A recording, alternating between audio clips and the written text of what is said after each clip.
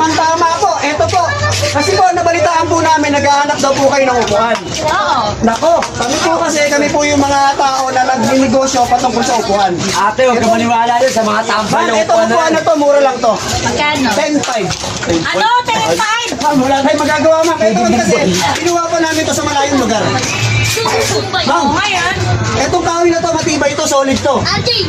Alam mo, yung pinagkakato ng puno na to, 3 bundok, 2 dagat, 5 ilog. Muntik pa nga ako malunod eh. 10,000 na lang. Tsaka ma'am, parang ang ganda niyo ma'am.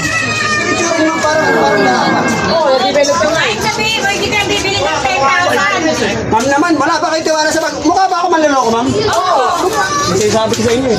Ma'am, ako po ma'am, sa totoo lang po, ako po ay marunong po ako mamula. Ma'am, kaya ko po. Nako po.